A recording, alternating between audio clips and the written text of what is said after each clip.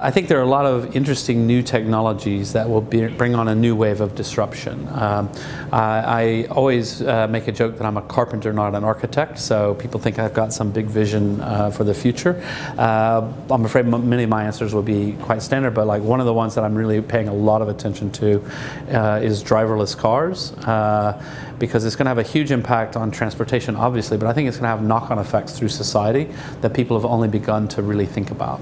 Technology these days is incredibly democratized. I realized this when I saw Eric Schmidt, former CEO of Google, one of the wealthiest people in the world, and I looked at his phone and I realized, wow, it's the same phone my 16-year-old daughter has. Like one of the richest people, like everybody's got the same technology. Obviously, it's just a nice iPhone, that's all. But and I think that's super interesting and is something that is going to continue throughout, lower and lower down the economic rung. That people will have access to a cell phone that's as good as what we're using today, but it only costs $10 in just a few years' time. It's a huge impact. So when we're in a connected and collaborative world, people need to shift their mindsets away from top-down hierarchy into really win-win situations, thinking about not how do I crowdsource or get other people to do my work for me, but how do I meet their needs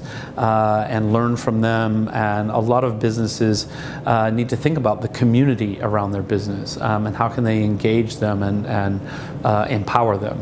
I think one of the interesting things that went on a few years ago was the One Laptop Per Child project, which was an idea of bringing the internet to the next billion people.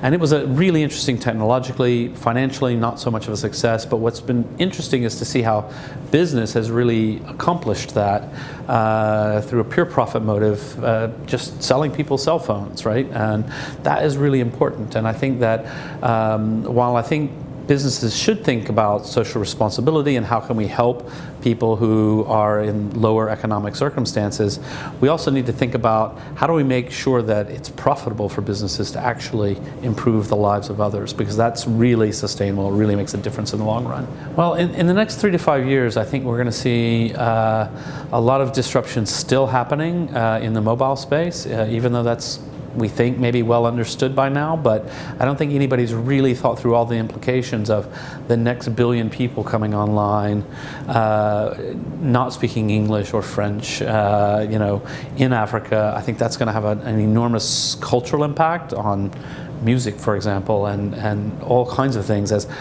those people join the information middle classes. I think that's something really important.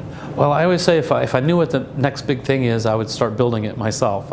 I don't actually know. I would keep a very close eye on